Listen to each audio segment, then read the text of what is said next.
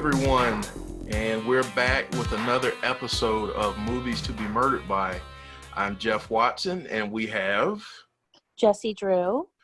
And we are doing a movie review today, and the title of the movie is Cut, Shoot, Kill, and it was made in 2017, and the director and writer is Michael Walker.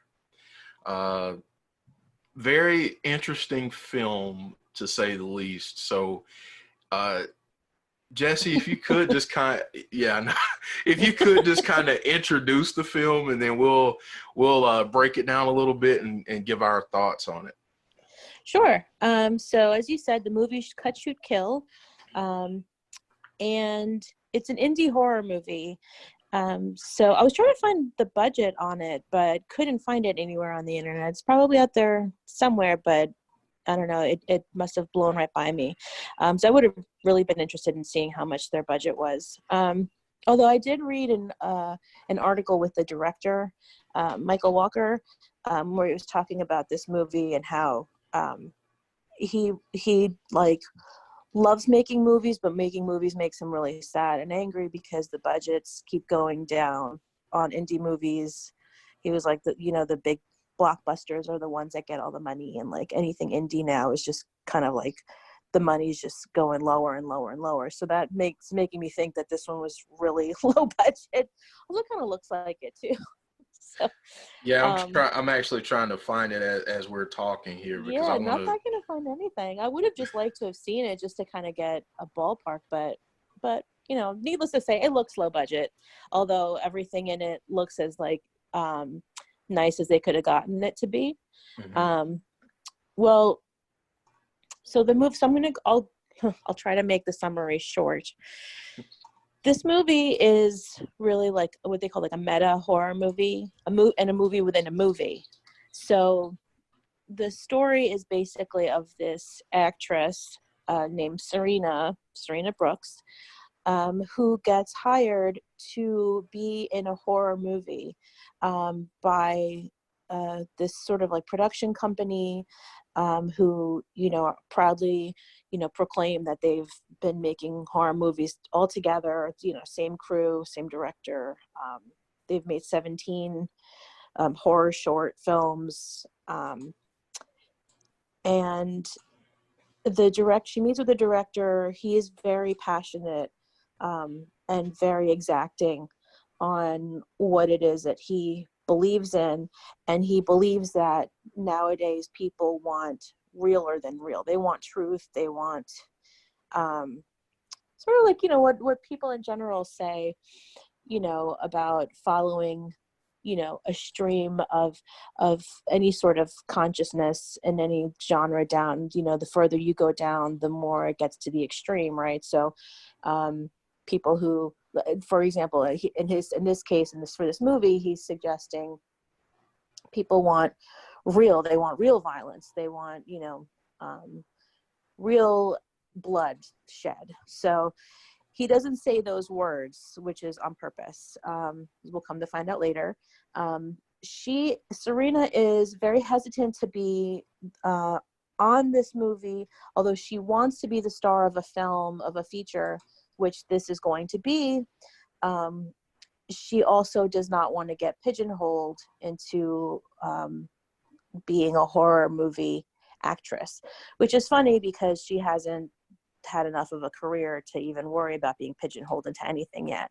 And honestly, her character, Jeff, I don't know how you felt about it, but to me, her character was pretty despicable. Like, I don't think that there were really any like quote unquote good guys. There were only people who were like, innocent of what was going on. Yeah, there were layers of characters. Yeah, like she was just really. I felt like she's really. She played it well. The real actress played the actress role, very well. She was, completely, egocentric and obnoxious, and just whatever, that whole actor's bit. So she gets on this bus. She goes upstate to the location to the set. She realizes that there's no cell phone service. The director is adamant later on that he does not want anyone on cell phones or computers. These types of little quirks keep coming up, and she's at first very bothered by it, but he's a very good he's very good at convincing her that that this will all be for the better of the movie. So basically they have these actors up in this woodsy type location, and they're sequestered from everybody else. Town is a car ride away. You can't just walk into town. So they're kind of, just stuck up there with each other, which seems fine at first. The other actors are sort of mingling and flirting and getting it along, and they have the first night there. They all have a drink, and they, all have a nice dinner. There's a sort of like a, I don't know what to call it, bluegrassy type band playing. Yeah. The music in this movie is actually very nice. I thought the music was pretty good. And okay, so they start filming, and lo and behold, one by one, the actors are being killed, like really killed. And the crew know it. The crew maintain this sort of very like creepy, giggly, we know something you don't know type of vibe, and they stonewall any sort of questions in a very serious manner when the other actors ask questions. So the actors are actually being killed. They're actually rolling film when this happens, and that's what Alabama, that's the name of the director, that's what Alabama was referring to in his first meeting with Serena, when he was saying that people want realer than real, and he wants to give it to them. We're also introduced to the sleazy executive producer character, who makes it clear to Serena that he really likes her and he wants her, after this movie, to continue on making movies with them. It's also very clear that Alabama and the executive producer guy, who is actually played by Henry Zabrowski, who's a comedian who's on a podcast that my husband told me about, last podcast on the left. But anyway, I'll talk more about that later. So she starts getting a whiff that something's not right. There's also an actor on the cast there who is just sort of noted that he was a really famous childhood actor who, quote unquote, like lost his mind or something. And she tries to buddy up to him. He makes it clear he's not out to make any friends, but if she needs him, he'll be there for her. So she kind of pitches the idea that something's not right and something's just really feels wrong and maybe dangerous to him. He brushes it off. She just takes it on the chin and was like, okay, all right, maybe I'm just overreacting. But she's absolutely right. All the rest of the cast is being killed, and when she inquires after the cast members, she's told that they've wrapped up their scenes already and have left. And then basically she just is like, trying to get word to her boyfriend back in the city. I should mention she's from this. It wasn't she's from the city, but she lives in the city. It looks like Brooklyn from what I was seeing. So her and her boyfriend had fought before she left, and he's also an actor, but she gets word to him that something is, I guess, going on, and could he please come up and pick her up and get her out of there? And he does, but then is drugged before she knows he's there by the makeup artist lady who's also in on it. I don't know. There's a lot of stuff going on in this movie. It's like, it's just one thing after another. But what bothered me about the movie is that, so you see that, the actors don't know that they're in a movie that's real, like another movie that's really happening, that's like actually like where the people are actually getting murdered and people, actually getting done away with. And so it's kind of like this movie within a movie idea, which then just culminates with Serena being, Chase, her figuring out what happened, her and the other actor that she tried to warn, tried to kind of like, fight their way out of there and run away. He's killed. She keeps going, but then she is eventually trapped into this like farmhouse where she has to fight her way out, as the director is like taunting her with a gun from the outside. She busts out and begins to actually like really stab who she thinks is the director, but then she takes the mask off of this person and it's her boyfriend. That was one big plot hole that I was like, come on, because it's like, all right, the boyfriend was drugged just seemingly like, not too long ago. And then how did they get him down to where they're filming and get the mask on him that to look like the director? There's a lot of like, how did they, but that's what so then she's, overwhelmed because she didn't know it was her boyfriend. So now essentially she's murdered her boyfriend and they have it on tape, which they're happy about because they have her actually killing, which is what they want for the movie.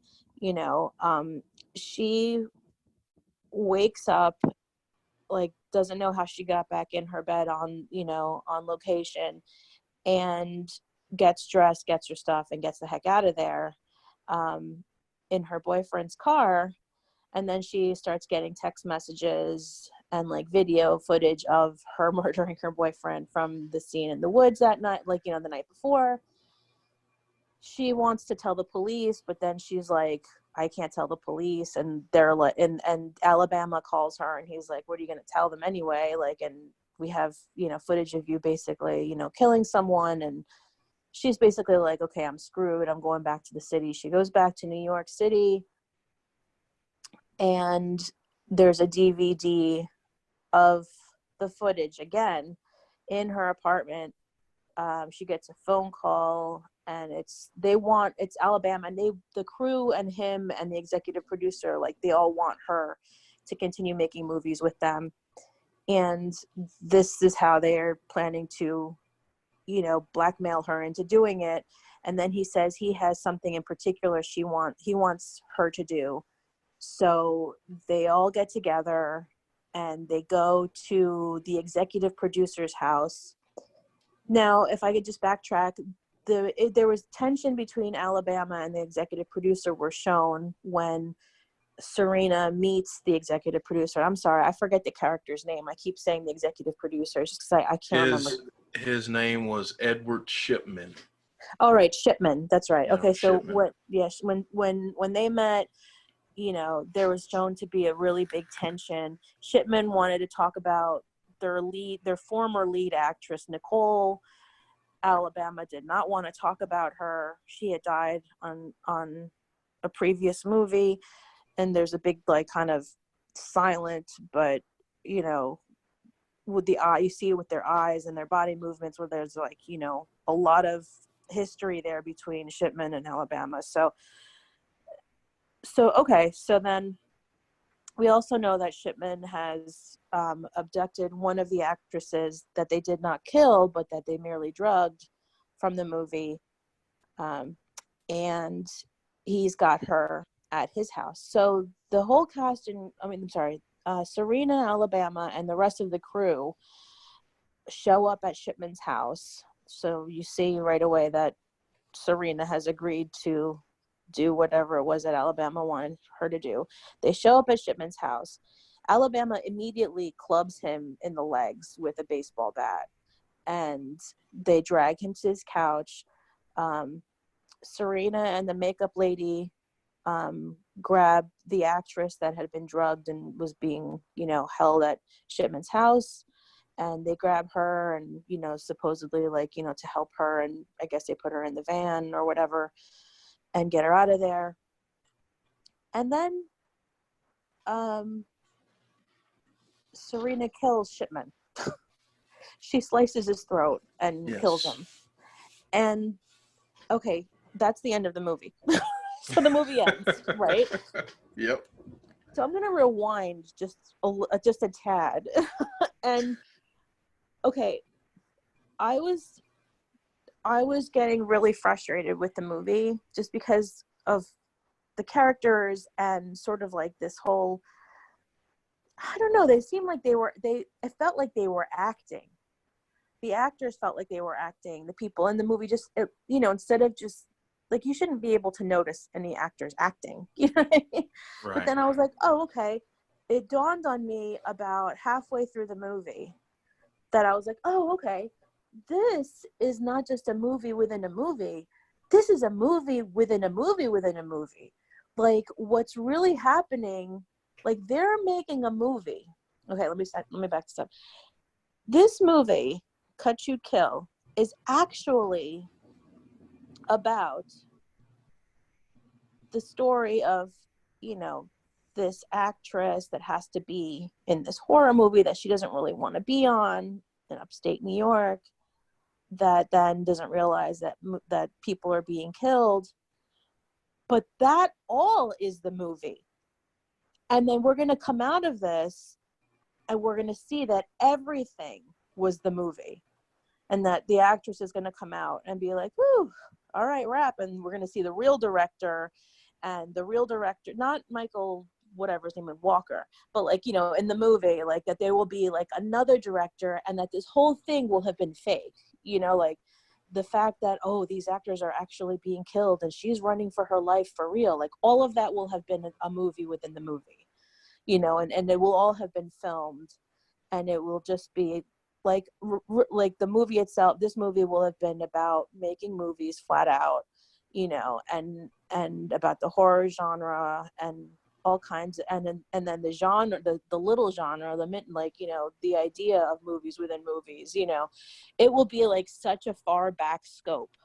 Like have pulled back so far that I was like, oh, okay. So when she sees, like, Serena goes down into the basement at one point and sees Hmm. one of the actors and he's got his legs cut off and his arms cut off and he's just laying on a table randomly and he's like, kill me. Like that. While I was watching, I was like, oh, that's fake. They're filming her right now, like for the movie within a movie thing. Right. Oh, okay. So I'm like watching this and I'm like, this is clever. This is okay. This turned into a clever little movie. Nope, I was wrong. No, Yeah. it wasn't that clever at all. It was actually what the movie said it was. She was actually running for her life. She actually saw a guy on a table randomly with no legs and a jar with like a head in it and stuff. And that was really actually part what was supposedly really happening. And that's like that all when the ending ended with her killing Shipman, and there was nothing after that, like no, like, cut, we got it, all right. And like you could see that Alabama was really an actor, and all the crew, all the guys playing like this production crew, they were all really actors, and this was just a whole big old movie and Shipman was just an actor, you know. When none of that happened, I was like, oh, this movie stinks. Like, come on. What the what? Like, I mean, it was only an hour and 37 minutes, but I was kind of like, I was rooting for the movie like halfway through, and I realized, I was like, oh, I know what's going on. I know what's going on. And I was like, okay, cool. Like, I like this, like, idea. And then I started rooting for the movie, and then I was like, oh, that's not what happened. Okay, you can cut, shoot, and kill me for having wasted an hour and a half. Like, Oh, oh my God, you know, like, yeah, it was. I mean, I'm not trying to poo-poo on it. There were some interesting things, but Yeah, just, I don't yeah. know. There were some parts that I enjoyed. Um, I really like the whole character of Alabama Chapman is just. I think he's just creepy as crap. Yes. From how he delivers his speech to her in the restaurant, and he's like, "Well, you're late," and Yeah. all of that. Like that was creepy to me. The thing that really bothered me Mm-hmm. about all of this is I think they were going for a southern feel, Mm. but it was obvious that they were filming this in New York and Pennsylvania. You can definitely tell by the landscape. But they kept making references to counties that are in North Carolina, and it didn't really make sense to me. And then people had Southern accents, and it's like, well, what are we doing? Where does that fall into place? I think I didn't mind it. I didn't mind the movie. I thought that the ending was kind of clever. I didn't really see it coming. I thought the twist with the boyfriend, had it been done in a little bit different way, it would have been cool, because it would have made, if they had made it make more sense earlier, then I think that scene would have played a lot better than what it ended up playing. But Mm. I thought that it was an okay movie. I watched it twice because, like you, the first time I saw it, I was like, okay, what did I just watch? Um, like, did I just waste an hour and a half of my life to watch this movie? And the second time I watched it, it was okay. Like, I could see some different things, but definitely not something that I rank very high on my list. I thought for what it was okay. There were a lot of holes in the plot, things that just didn't make sense. I really didn't see any characters in the film that had any redeemable qualities, like you mentioned before. Uh, I think that honestly, the only one that you can say anything about is the boyfriend, and even he was kind of a jerk. So, um, Yeah, he so was a yeah, jerk. Yeah. yeah. So I mean, I didn't really have anybody. We don't really have anybody to root for in the movie, Mm-mm. and that was kind of. I mean, I feel like in a horror movie, you have to have someone to pull behind. You Yeah. don't want to. You don't want to get to the end of the movie and be like, "Man, I just hope everyone dies in an explosion or something." Um, Yeah, so true. But can I interject for a second? yes, absolutely. So I watched this movie with my husband, right? And he was, you know, he was sort of like in the same boat as I guess as I was, in terms of what we were kind of thinking and feeling about the movie. I didn't say anything about like, oh, I think this is like a super meta movie where it's like a movie within a movie within a movie. I just assumed like, oh, that's what it is. But he said, but we took a break and refilled our drinks, and he said exactly what you said, like, there's no one to root for except he, and then he goes, he was like, I'm just gonna flip it and make it interesting for myself. I'm gonna root for the production crew. I'm gonna root for them. I'm gonna root for all of them. That's who I'm rooting for. I'm going with them. After that guy Soundy died, Yeah, their one member of their crew gets murdered accidentally when they're trying to murder one of the actors. The actor fights back and he shoots down the sound guy, who they call Soundy. What is the boom operator, I guess? yeah. And so they're burying him, in a makeshift grave. All the That was a crew. weird. That was a weird scene. That was a really weird scene. That It was was so so odd. I weird. know. And my husband just goes, "Well, I'm just gonna root for the production crew now." I was just like, okay, like, keep it interesting. But yeah, that's all I wanted to say. I'll let you. I'm sorry to interrupt. No, it's fine. No, I'm glad you brought that up, because that scene was so freaking weird. Where they're sitting there playing their bluegrass music. That's what I'll call it, and it's just so weird. And then they go back and watch the short film, and yeah, it was bizarre. It was really bizarre. I felt like the entire feel of it was bizarre, just from start to finish, with Alabama, doing the things that he was doing, and being creepy and kind of cryptic with everything that he was trying to do. The scene where he smashes the router and all of that stuff, Yep. when the guy comes out and tries to fix the internet, and Yeah, it was a weird, strange movie. And what I had said before we started recording is I felt like I've seen it before.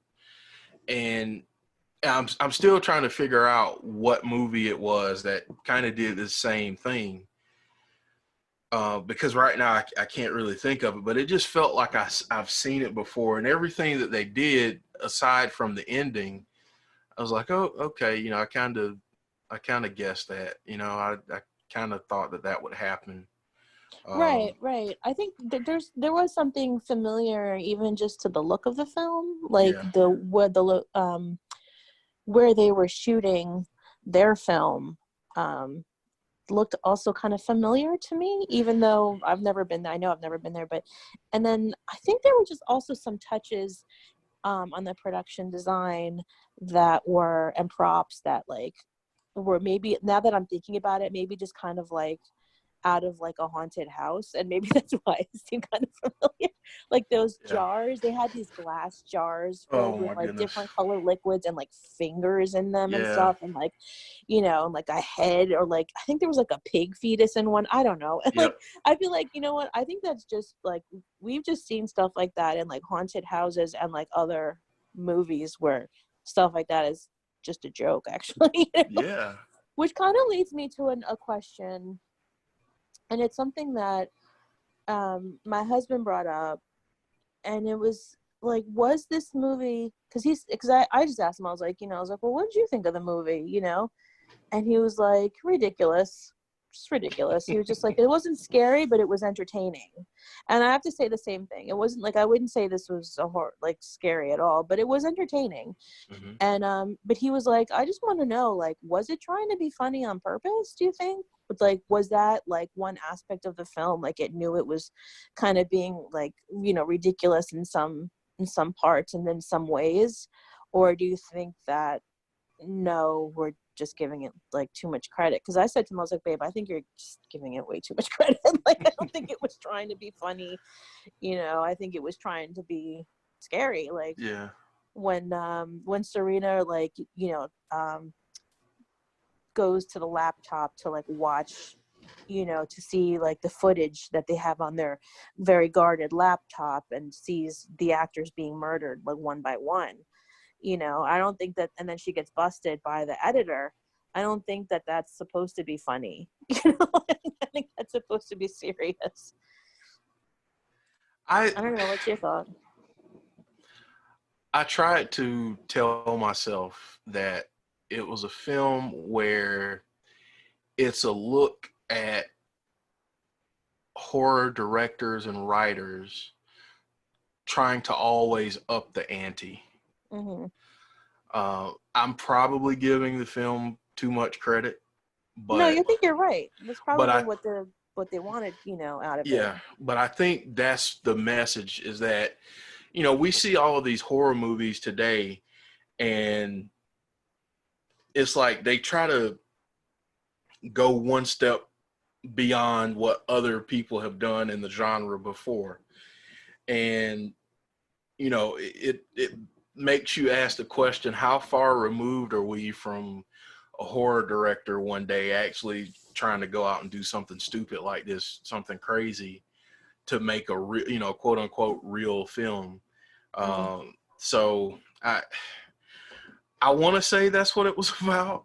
I want to, yeah, I don't know. Yeah, no, I would definitely like think that that's what the director wouldn't, you know, so I'll say director writer, because he was both, right? Like Hmm. that's what he was going for, you know. It's like the, you know, play on the play on words for the title, you know. I would say that too. I just think that it missed the mark, because it just was like, it was like almost like campy, you Right. know. And so then that makes you think more of, like, it takes you out of that feeling that you were describing about, you know, like, you know, where you're thinking, how far do we need the director and writer of a movie to take the movie to get us really like, you know, kind of twitching in our seats and feeling scared and uncomfortable nowadays. Like it needs to be pretty extreme, or does it, you know? It takes us out of that and it just plunks us right into this awful location and set. And we're thinking about things like, why do all the license plates say New York if they're supposed to be in Pennsylvania? But then the director said that they're all from North Carolina. And like, why are they all hillbillies?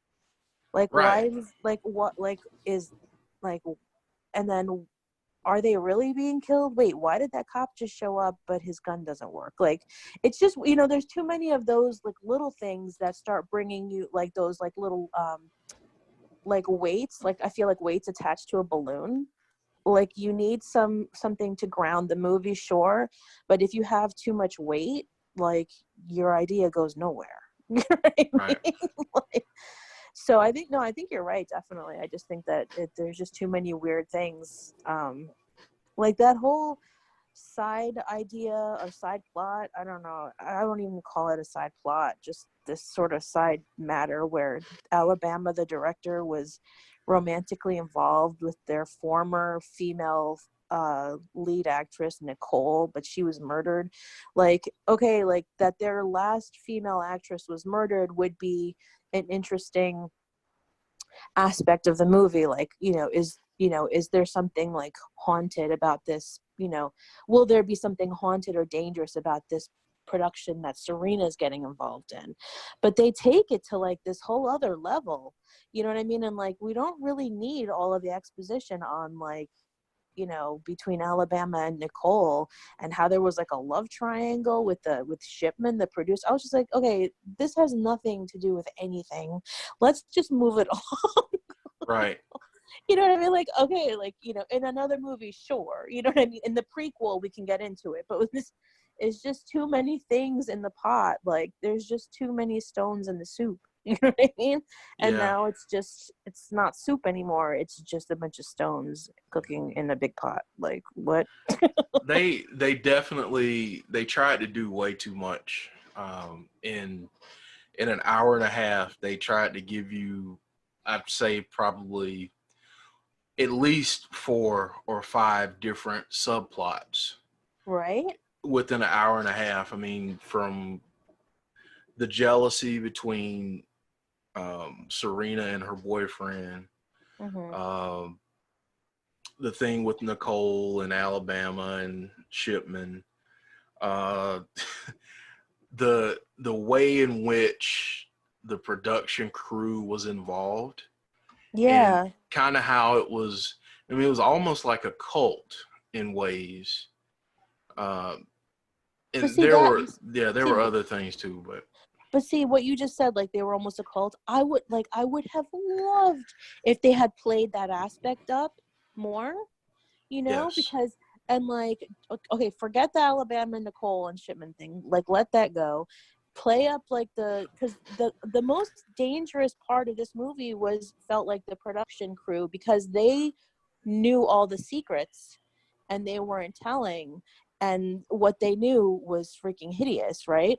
right, And like, why would a whole group of people be in on like murder like that? I mean, at that Soundy's funeral, how the producer guy was like, we've all known each other and we've all known Soundy since first grade, right, guys? And they were like, yeah, you know. And it seemed like they were all really bonded, right? But yep, play up this like cultish weird mentality, you know, further, and there's your horror movie, much more than like what they had going on, you know what I mean? Like, yeah, and like how they're even willing to like cover up the murder of like, you know, one of their best friends is just like part of like what happens, you know. yeah.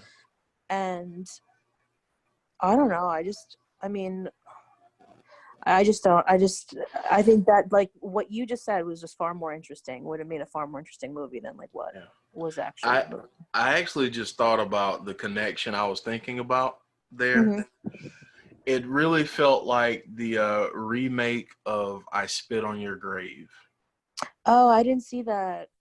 I, Um, I could I could barely get through the first one. I don't think I ever finished the first one. It's just way too much. yeah, it's too much. It's way Yeah, too much. but it was. But how was the remake? it way too much. Yeah, it Way was too extreme. much. Yeah, it was just Yeah, way it too was. much. Yeah, it was extreme. It was way too extreme. But you kind of had that feeling with the production crew, Mm, and that for whatever reason that it kind of connected with me there, and that's probably why I didn't like it yeah. as much as I probably could have, because there were just so many different avenues that they could have taken Hmm. to make it better. Like you said, explore the cult thing a little bit more. They were crazy talented with making these molds and making these different faces. Like, why not do more with that? Um, Right. I mean, my goodness, to have the boyfriend when he had that Alabama mask on, it was like, that looked pretty good. Why? I mean, Hmm. why aren't we exploring more parts of this? But it all in all, I mean, it was okay. It was an okay movie.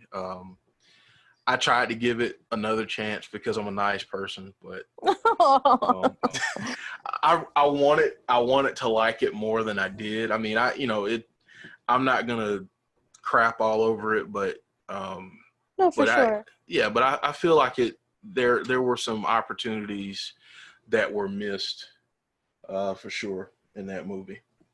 Well, I saw online that it got 4.5 stars on IMDb, and Yes. about like 50% ratings on most of the other like ratings, sites.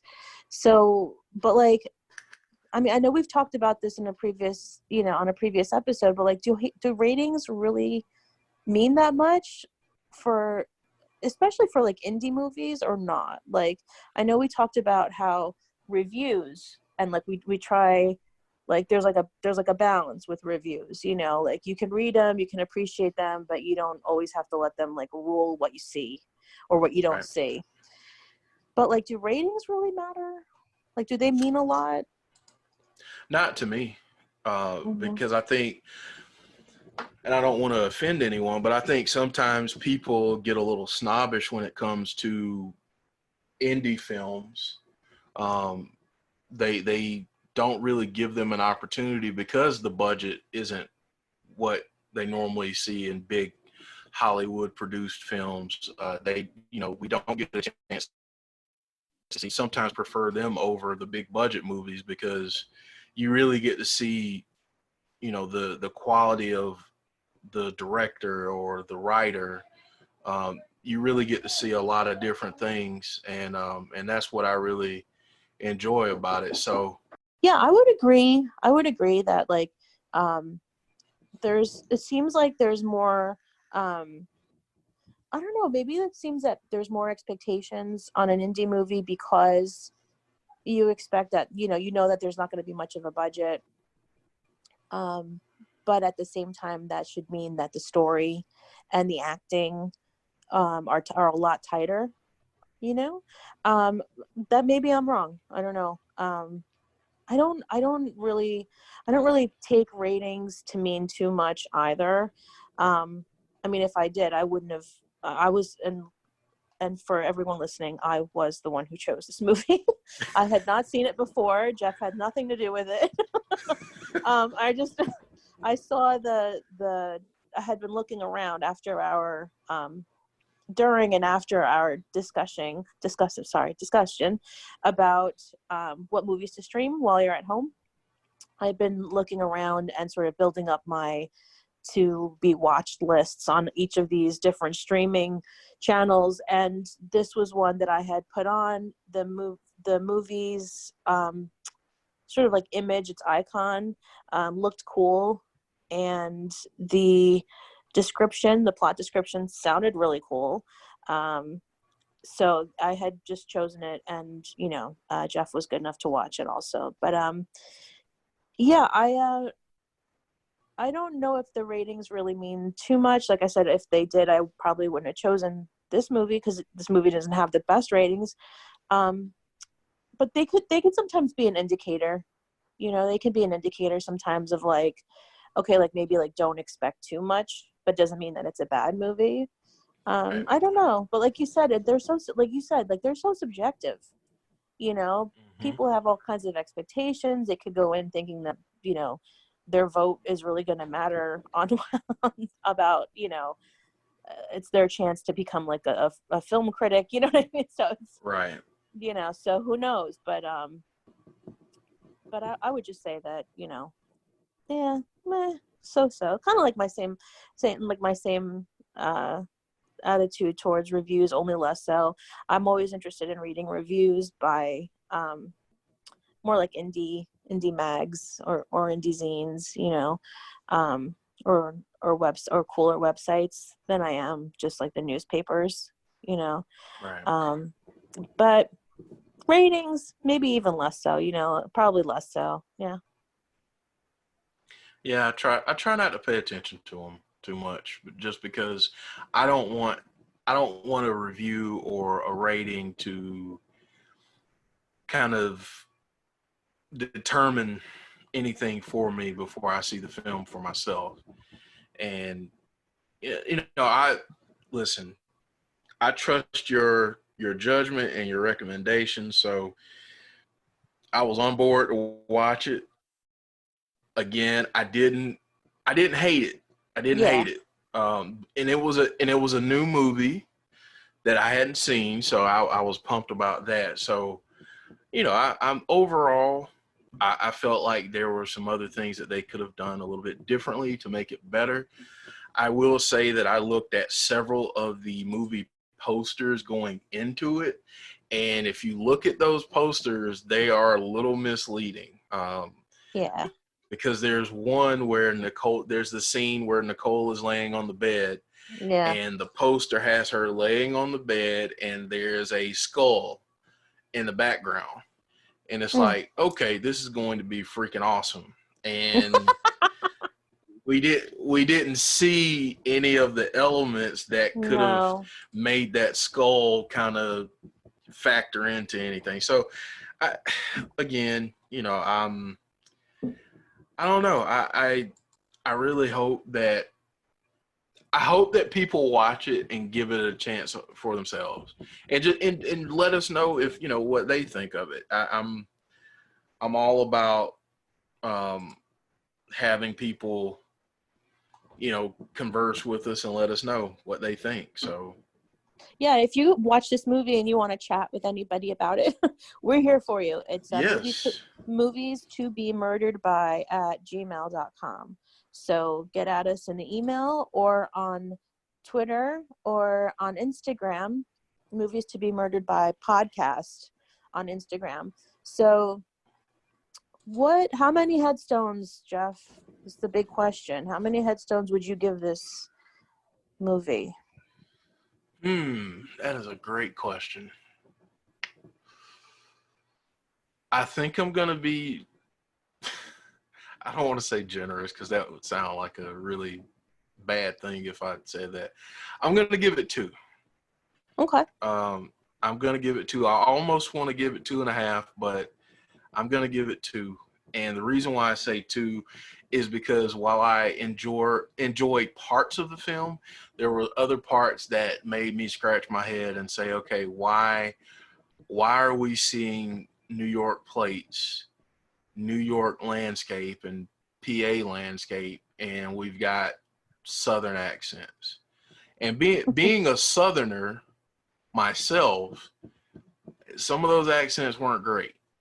They didn't make folks like me look too good. So I give it a two because I just think that there were some things that could have been done a little bit differently, but I mean, still an entertaining film.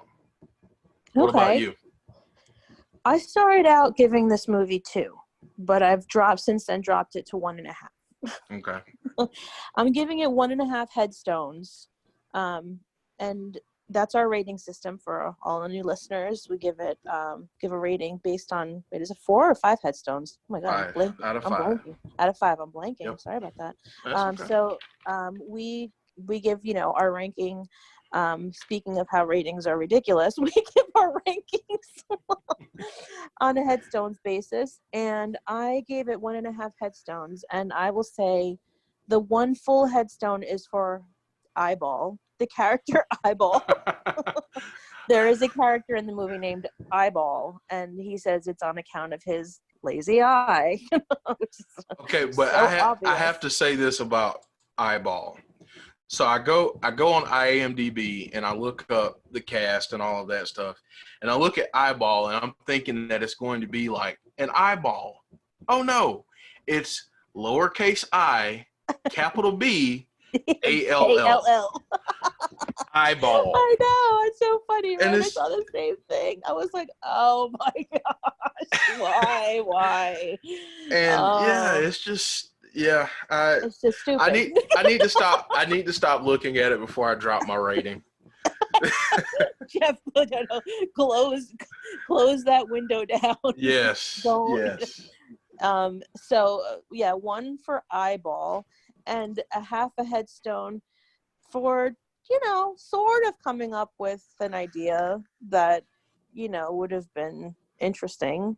The whole meta movie thing in a horror film. It's kind of like it could have gone somewhere. So I appreciate the effort, I guess.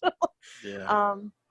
The other our show's other rating system is whether or not you would get the movie tattooed on your arm.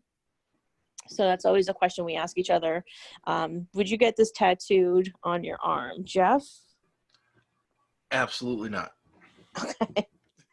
I'm 100% with you on that. This movie is not tattoo worthy. No, it's not.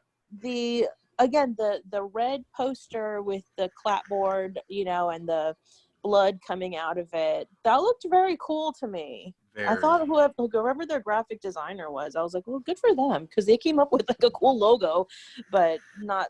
I think the logo was better than the movie. So yeah, not tattoo worthy. The music in the movie was really good, I thought. I agree. We keep saying bluegrass. I have no idea what exactly the genre is. It's sort of like this alt country kind of bluegrassy banjo, something or another. It was really good though. And that's about all I have to say for this movie. I will definitely be more careful when I choose a movie for us to watch. Listen, I didn't think it was that bad. No, it wasn't terrible. No, it wasn't terrible. It was entertaining.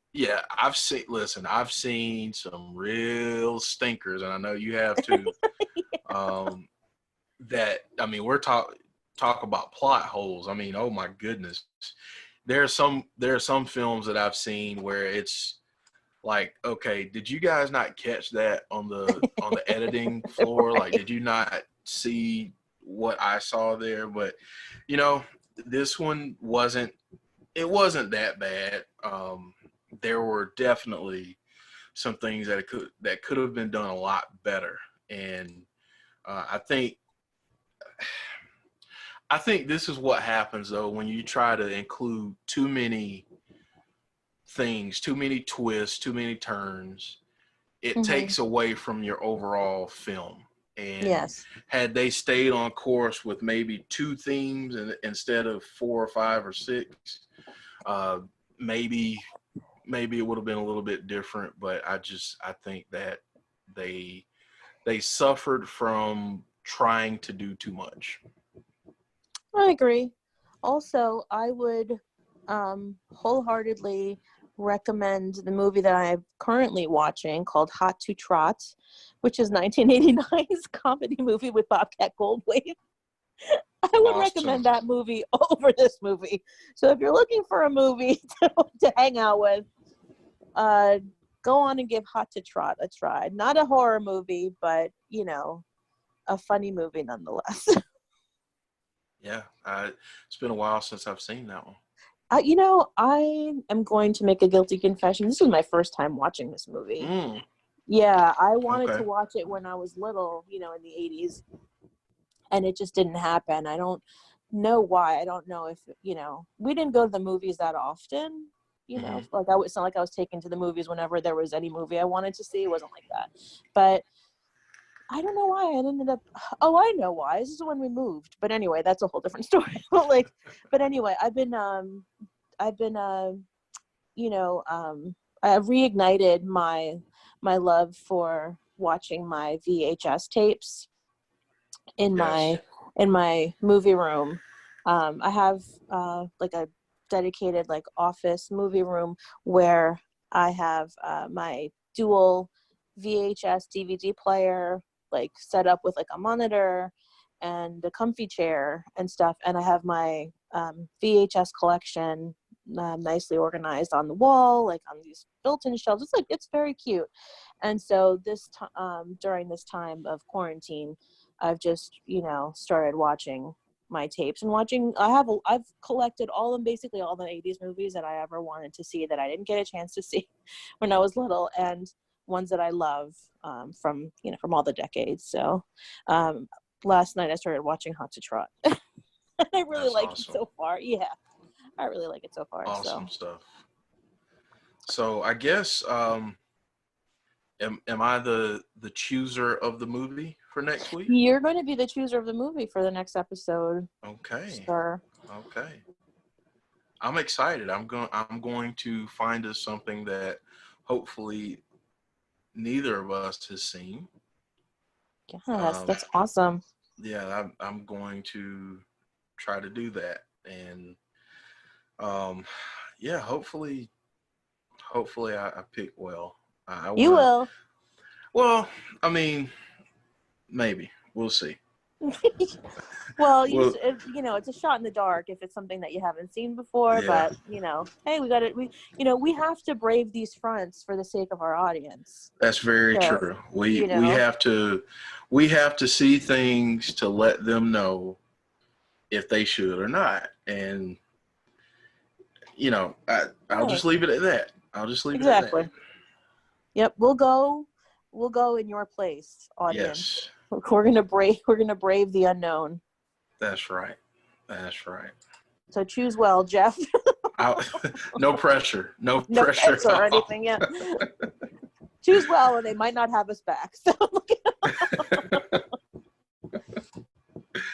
And I just want to say this: we are desperately trying to get our podcast on other platforms. I'm actually, as a development during our podcast that we're recording right now, I'm actually in communication with Anchor, who we have our podcast hosted through for right now, and they distribute everything. So I'm in talks with them to make sure we get out to every platform that we can, so that way all of you have options in terms of where you listen to us at. So we're working on it, and thank you for being patient with us as we're doing this.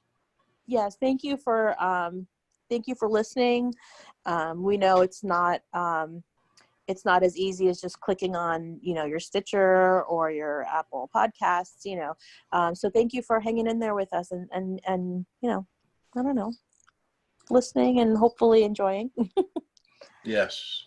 And hopefully we'll be able to give you lots more options soon. When we do, of course, we'll post it to social medias. And thank you so much for listening to Cut, Shoot, Kill episode today.